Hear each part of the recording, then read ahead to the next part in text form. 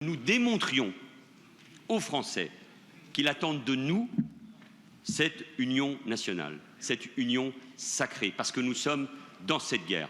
Alors oui, posons les bons mots, sachons qui sont nos ennemis et c'est ensemble que nous les détruirons parce que les Français le demandent. Nous le ferons avec nos valeurs, avec le souci de la concorde nationale, avec la volonté de rassembler tous les Français, quelle que soit leur origine, comme ceux qui ont été victimes des attentats vendredi dernier.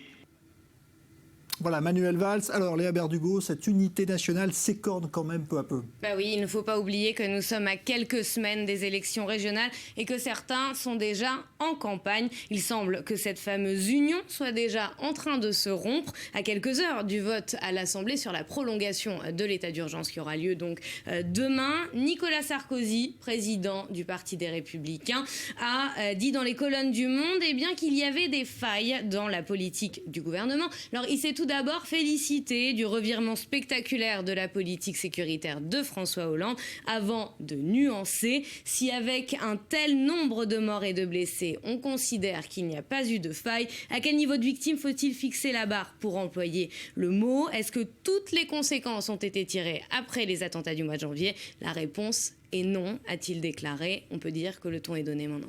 Merci bien Léa Berdugo, merci à vous Jacques Neria. Je vous rappelle la synthèse des informations données il y a quelques minutes par le procureur de la République de Paris, François Molins, à propos de l'assaut mené ce matin. Il y a bien eu au moins 2 terroristes tués. Abaoud était bien la cible des policiers français ce matin. On ignore s'il est parmi les victimes. Ce qui est sûr, c'est qu'il n'est pas parmi les 8 personnes gardées à vue ce soir après avoir été interpellé dans cet appartement où s'était réfugiée une véritable équipe terroriste prête à passer à l'action. Cet assaut qui a duré des heures, qui a été extrêmement violent, a profondément choqué les habitants du centre de Saint-Denis aux portes de Paris. Julia Ganancia. Julia Ganancia peut-être, ou peut-être pas. Alors on dirait que le reportage de Julia Ganancia arrive. Il fait encore nuit noire lorsque la police donne l'assaut. Tiré de son sommeil, un habitant filme. Les personnes qui sont assainies, voilà, rentrez chez vous. Les premiers coups de feu se font entendre en plein cœur de Saint-Denis, à quelques encablures de la basilique et de la mairie. Ils se poursuivront pendant près d'1 heure par intermittence. Le quartier est bouclé, un très lourd dispositif policier est déployé. D'un seul coup, j'ai ouvert les fenêtres, je vois il y a un policier qui court derrière les gens qui disent « bougez pas, fermez les fenêtres ». Trop comme ça. Après, on fermait les fenêtres, on est resté à la maison. On a entendu les premières explosions à 4h15. Une explosion, une deuxième, une troisième. Et ensuite, ça a été les rafales. Les rafales de tir, je pense que c'était des Kalachnikov, c'était non-stop. Ensuite, on a aussi entendu on a pu dissocier des tirs de Kalachnikov des tirs de pistolet. Sur Twitter, la préfecture de police recommande aux habitants du centre de Saint-Denis de rester chez eux. Et ils sont entre 15 et 20 000. Vers 5 heures, des riverains sont évacués. Un hélicoptère survole la zone. L'armée est sur place. Une 50aine de militaires sont postés à l'entrée du périmètre de sécurité. La Croix-Rouge vient ensuite prêter main forte. Un dispositif de soutien psychologique est mis en place dès la fin de la matinée.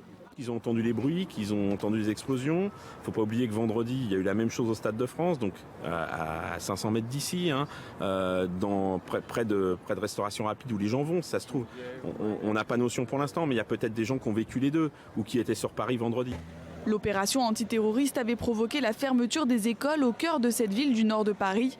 L'ensemble des établissements scolaires de la ville de Saint-Denis rouvriront leurs portes jeudi. Alors, on l'a appris également aujourd'hui, les corps des 129 victimes des attentats de vendredi ont été tous identifiés. Il a fallu plusieurs jours, évidemment, car c'est une tuerie d'une ampleur jamais vue auquel ont eu à faire face les services médicaux. On est justement avec Philippe Juvin, qui est en duplex avec nous depuis notre studio parisien. C'est le chef du service des urgences de l'hôpital Georges Pompidou, l'hôpital européen de Paris. Bonsoir, Philippe Juvin. C'était pour vous, j'imagine aussi important d'arriver à identifier les victimes, car c'est une nécessité pour les familles d'avoir aussi cela pour commencer à faire leur deuil. Oui, vous avez absolument raison. Au caractère extrêmement brutal de ce qui est arrivé, à tous ces malheurs cumulés, ajouter le malheur de l'impossibilité de savoir où est mon frère, où est ma sœur, où est ma fille, si elle est vivante, et si malheureusement elle est morte, l'impossibilité d'aller se recueillir devant son corps, c'est quelque chose d'horrible et il fallait aller vite aussi là-dessus. Combien de blessés aujourd'hui restent hospitalisés par exemple dans votre hôpital ?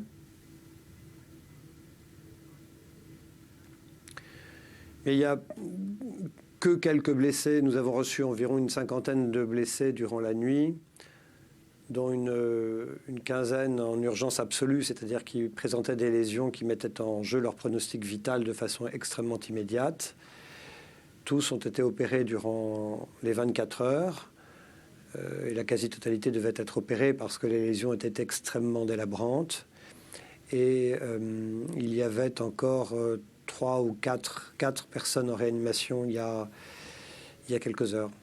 Ça veut dire que des efforts évidemment constants ont été faits pour maintenir en vie ces blessés qui étaient arrivés par vagues impressionnantes depuis vendredi, ce qui a permis au bilan de ne pas s'alourdir pour l'instant, ce qui doit être déjà peut-être pour vous une première satisfaction, si je puis dire.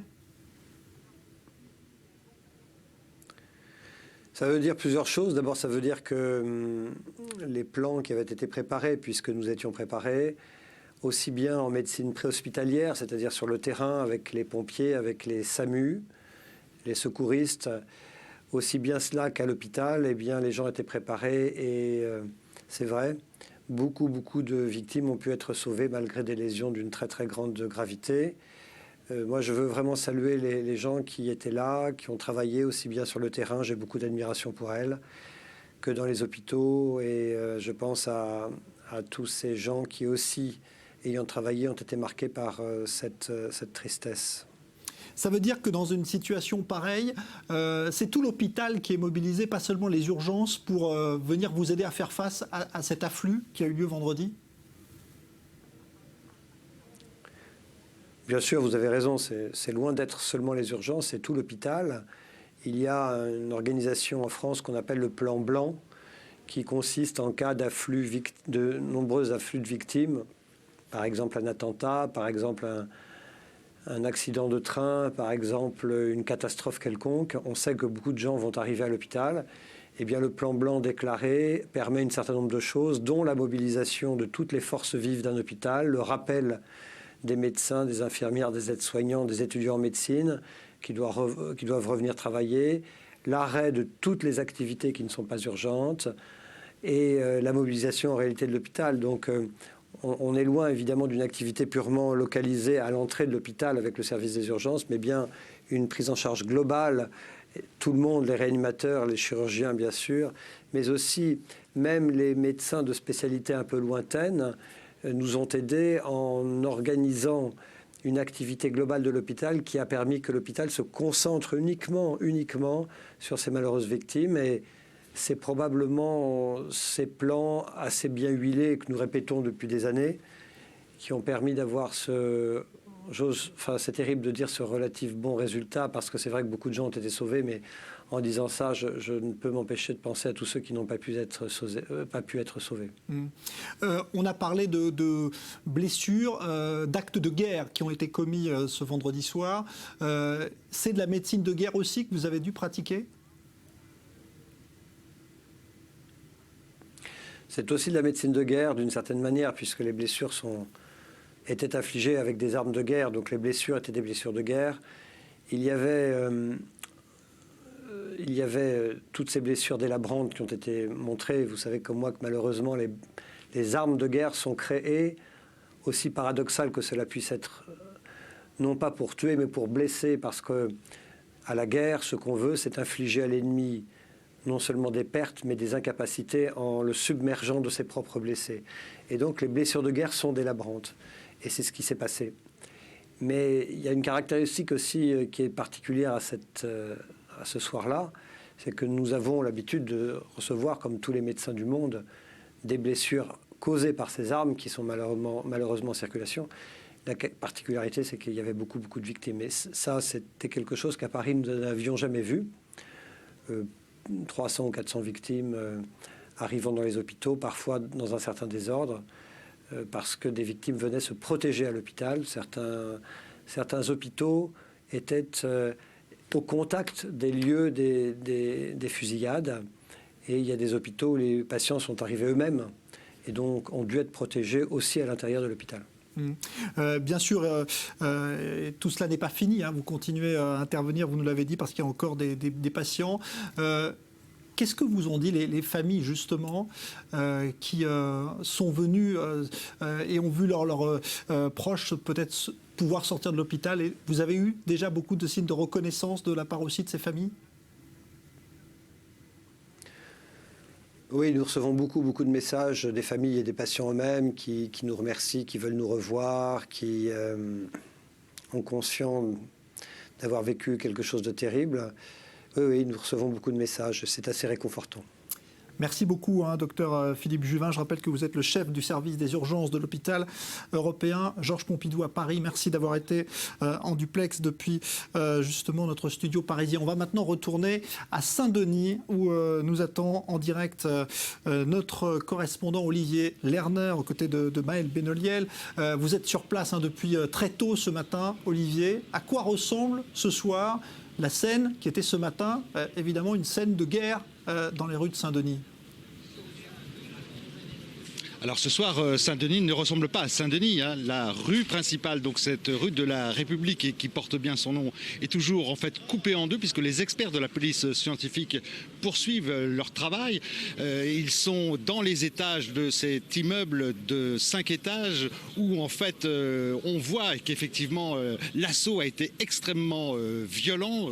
C'était dangereux ce matin. Moi je suis arrivé à 7h20 du matin et aussitôt arrivé j'ai entendu une série d'explosions, 7 explosions vers 7h25 du matin. Mais en fait, ici, les habitants dans cette rue, les 20 000 personnes qui appellent ce qu'on appelle ici l'hypercentre ont été réveillées par des détonations, par des tirs de Kalachnikov dès 4h30 du matin. Donc l'assaut a duré 1 heure, 1 heure et demie. Et puis ensuite, à 2 ou 3 reprises, après des périodes de pause et d'incertitude, ça a claqué de nouveau. Donc l'assaut, en tout cas cette opération, a duré plus de 7 heures. La tension est toujours perceptible ce soir. Les militaires, on ne les voit plus, mais les policiers en armes patrouillent dans cette rue de l'hypercentre à Saint-Denis, toujours à l'heure qu'il est.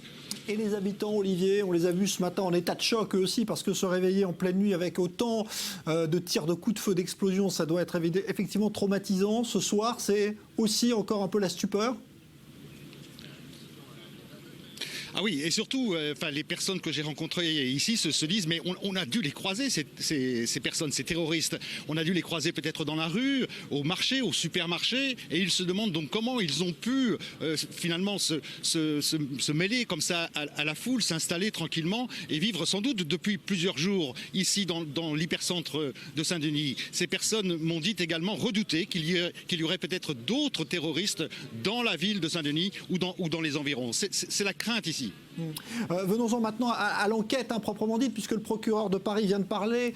Olivier, il n'a pas pu confirmer la présence, en tout cas parmi les personnes interpellées, c'est sûr, d'Abaoud. Il est peut-être le terroriste, l'un des 2 terroristes ou d'autres, s'il y en a d'autres qui sont retrouvés morts dans l'appartement. Mais il se confirme en tout cas qu'il s'y trouvait, d'après la police, il se trouvait dans cet appartement. Abaoud, alors moi, d'après ce que j'ai compris, le procureur a dit en tout cas qu'il n'était pas vivant, en tout cas pas parmi les 8 personnes interpellées. Donc soit il est mort, soit il est parti ou reparti en Syrie. Ça, on le saura très vite. Donc Salah et Abaoud, pas identifiés pour l'instant. Du reste, aucun nom n'a été donné pour l'instant sur les 8 personnes interpellées. Mais l'enquête avance. On a bien vu la détermination du procureur. Donc on devrait en savoir plus cette nuit ou demain. Voilà, exactement. On a bien compris la même chose, Olivier Lerner. Merci. On vous retrouvera un petit peu plus tard, évidemment, devant donc ce site qui est toujours un site, vous l'avez vu, qui est soigneusement délimité, car les investigations policières se poursuivent, notamment pour permettre d'identifier les corps des terroristes, puisqu'il y a eu plusieurs explosions à l'intérieur, et notamment celle peut-être d'une kamikaze. Eh bien, ces identifications, ces prélèvements scientifiques se poursuivent actuellement. On va maintenant